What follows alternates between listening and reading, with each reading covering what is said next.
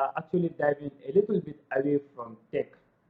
It's basically the end of my sophomore year in high school, and looking back, the single most exciting thing I've enjoyed doing the most besides coding and research is actually public speaking. And having been made a career out of public speaking throughout my time in high school, I think I can boil down four things that make public speakers great public speakers.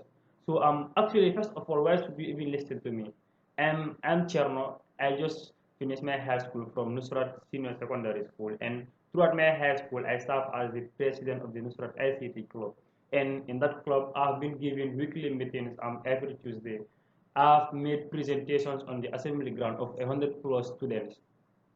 Some of those videos are on my channel here. You can go with them. And it doesn't end there. I've received invitations to serve as a guest speaker from different clubs in my high school to actually speak on their events. And it also not end there. It also doesn't end there. I've give presentations to one of the leading tech companies in the Gambia here, Insys Global, Asutech, Smart Professional College, and so on. During a student field trip about projects that we built, I've presented there, and including all of these things, I think I can boil down some stuff I've learned about public speaking. So I think let's get into it right away. Thing on that list is basically your practice. And bro, I don't care if you're gonna present in a classroom of 5 students or you're gonna present in a hall with 100 plus students. You can't go give a public speech without having been practicing your speech. And this is something that all great public speakers do. If you ask them personally, they will tell you that they practice their speech a countless number of times before actually giving the speech. And me personally, this is something I've been doing throughout my time in high school. Before giving a speech, I actually make a practice. I do make tons of practices. And sometimes I even do make a video of myself. And after the practice, I do come back to watch that video. And in that video, I'll try to monitor certain actions and gestures I've been overdoing and certain words I've been oversaying that I shouldn't be oversaying. Because what happens is that when we are constantly using the same words over and over of time, the audience brain will instantly get used to the word and get bored of your presentation. So we have to make sure we aren't in that situation. We have to make sure you aren't in that situation when giving a public speech. So that's why the practice is very, very important because it's actually gonna clear everything on that aspect. The next thing on the list is you will actually want to leave your audience with an overall impression. It's basically like making them hungry to listen to you. And your opening and your closing are the two most important moments you actually have to implement this in your speech. You have to make sure you hook on these two domains, and I'm a very big advocate for doing so. And I think the best way I can just exemplify what I mean is to give you an example of what I did. I remember one time I was giving a presentation in my high school in the assembly ground. It was about a traffic light robot that we built. And when I reached on the stage, when I was giving the mic to speak, I used a different approach from what most people do.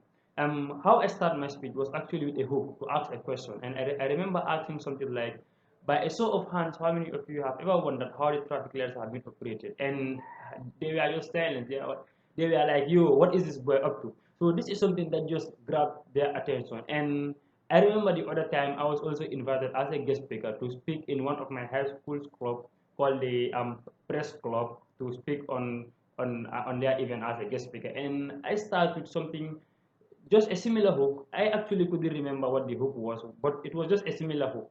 So in your presentation, if you can actually start with a question or hook, that will just make them curious to listen to you. Go ahead and do this. For the ending, is also something very similar. So if you can wrap up with a very solid code or something very solid that the audience will remember you for, go ahead and do it. Because your opening and closing are very, very important. It is what determines the overall impression of what the audience will actually have on you. Thing on that list is you need to learn how to speak louder. And it doesn't matter if you're gonna present on the most exciting of topics or you're gonna present on the most boring of topics that no one talks about. If you go up there on the stage and speak on the most deadliest and laziest voice ever, trust me, no one is gonna listen to you. And as you already know, this is the most embarrassing moment to actually be in a stage talking to people and they won't have the time for you. Energy is contagious. If people see you up there on the stage speaking with that high level of energy, they will be like you. They will actually want to listen to you because they will be like you. What actually excites you so much about this topic that you have the guts to stand in front of us to actually talk about this. So please, if you are giving a public speak, learn how to increase your voice, learn how to speak louder. You also don't need to shout, just learn how to moderate everything. But if you have a moderate voice, and if you can increase that so that people can get you more, trust me, this is something that will take your public speech a long way. Thing on that list is something that is very much underrated, but it is very, very important. And what you gotta know about public speaking is it doesn't mean like you are the only one talking. There comes a time in your public speech that you actually have to let your audience in, that you actually need to let them to ask some questions. So which is basically a question and answer season. So this is something that I'm very much good in during my time in high school. After every public speech I give, even on club meetings, at the end of the speech, I usually include a Q&A session. So after I will ask the audience if they have any question and answer session. Because the reason why this is important is you are not actually only giving them the opportunity to interact with you, but you are actually showing them that you are not scared of the crowd. You are brave enough to actually stand in front of them to not only talk about the topic, but to also ask questions, to also let them ask you question on the topic. So it shows how brave you are, and this is something that people like a lot. Basically, the four most important stuff I've learned about public speaking throughout my time in high school. But you gotta know that being an effective and a great public speaker takes a lot of time, and it comes a lot of practice that you need to do.